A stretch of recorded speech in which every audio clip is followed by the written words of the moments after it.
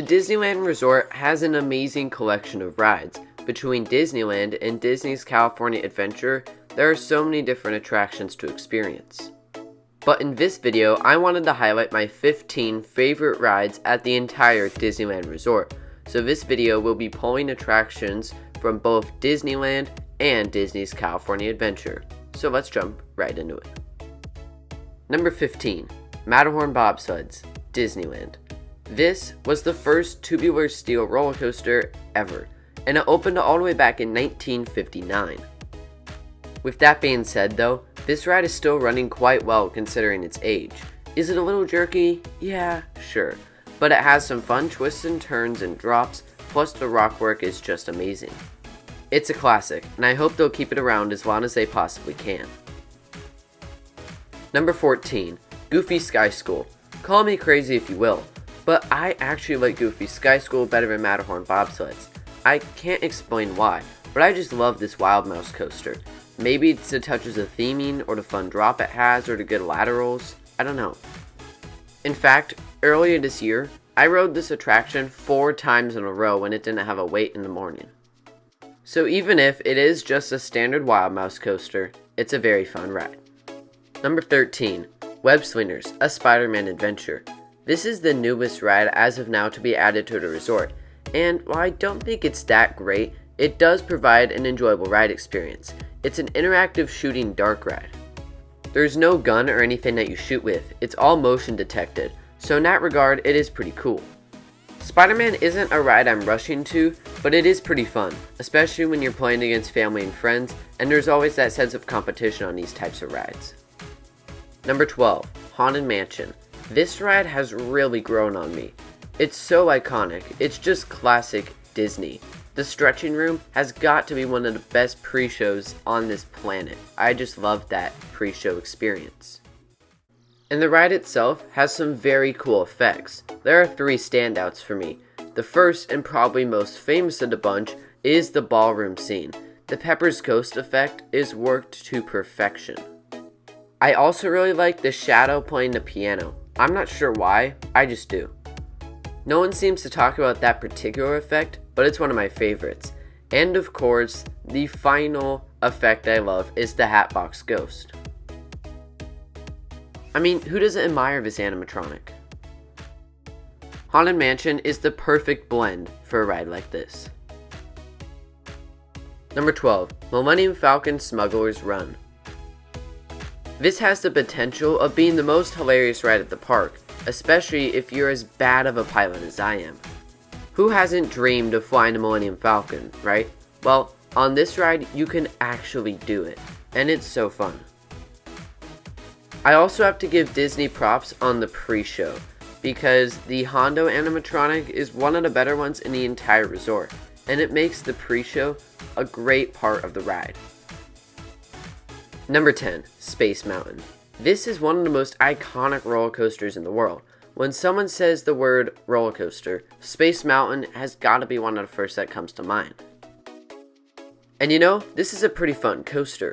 The regular Space Mountain is enjoyable, with twists and turns in the dark with the music. But Hyperspace Mountain is even better, and it feels so much faster. I do prefer the Space Mountain in Florida, but the one in California is still very fun, and I definitely recommend experiencing it. Just watch out for those wait times. Number 9, Big Thunder Mountain Railroad. If I could have one Disney ride in my backyard, it might be this one. Not because it's the best obviously, but just because of its approachable ride experience and how re-rideable it is.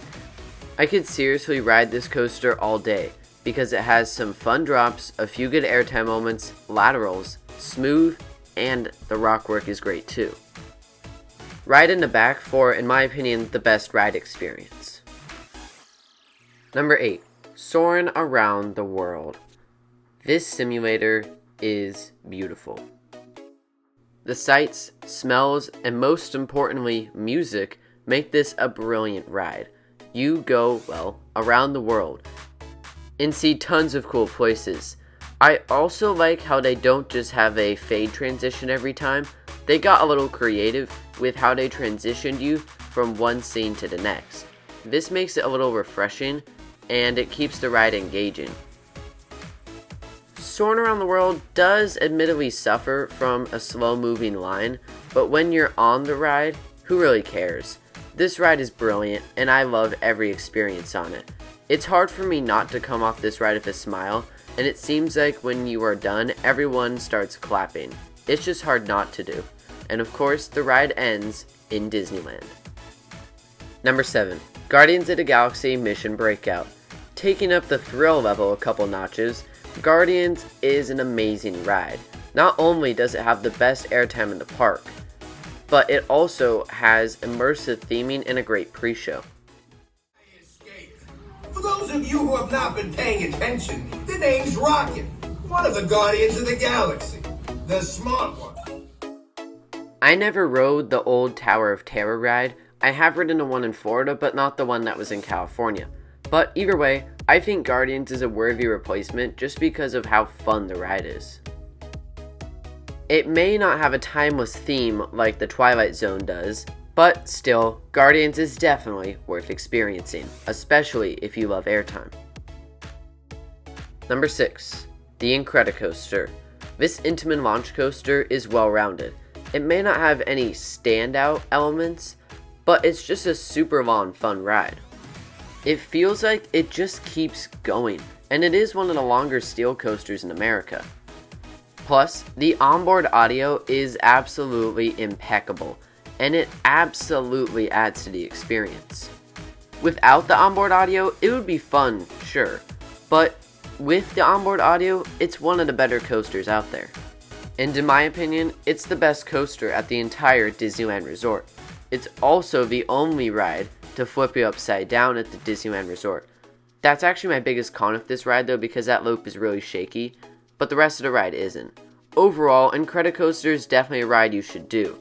It's a great time. And maybe it's even incredible. Number 5. Pirates of the Caribbean. Here's a ride that makes me happy. I'm going to be completely honest. This boat ride has lots of great sets, a complete story in comparison to the one in Florida, it's a long ride, and it has a couple fun drops at the beginning. I mean, come on, what isn't to love about Pirates of the Caribbean? It's got the thrill factor of those 2 drops, and it's one of the best dark rides in the world. When I think of ways I would change the ride, I really don't think there's much I would do. It's great how it is. In fact, it's an elite ride as it is. Number 4. Splash Mountain. This is the best water ride at the Disneyland Resort, but it's because of how well done it is. The rock work, the animatronics, and the drops blend a perfect log flume. Okay, maybe not perfect. You are almost guaranteed to get soaked on this particular Splash Mountain, so don't say I warned you, but I'll happily take that, or just wear a poncho, to experience the wonderful ride that is Splash Mountain. It's a zippity-doo-dah-day when I get a ride on Splash Mountain. Splash Mountain is probably the best log flume in the world, and towards the end, it has a quite fun final plunge. Number 3. Indiana Jones. This is a ride that has also grown on me a lot. And recently, I've come to appreciate this ride's massive and impressive sets. Saying Indiana Jones is impressive, while true, is an extreme understatement. Indiana Jones has some of the best scenes on any Disney ride. It also has one of the best musical scores. Without the music, the ride would still be good, no doubt, but it would not be an elite attraction like it is. The queue for this is also insanely long. It feels like you're walking for 3 miles or so. And while you're on this very complicated ride, I think every minute that you waited is worth it. Number 2. Radiator Springs Racers. Wow. This ride is so good. It does pretty much everything you could want in a dark ride perfectly. Great scenes, great animatronics, a fun story, and a thrilling section at the end. That section at the end, of course, being the race that is the finale. And since you never know if you're going to win or lose, it always provides a nice sense of competition. Radiator Springs Racers also looks amazing with all the rock work. I could talk about this ride for a long time, because it's just so fun. Number 1. Rise of the Resistance. This ride undoubtedly has the wow factor.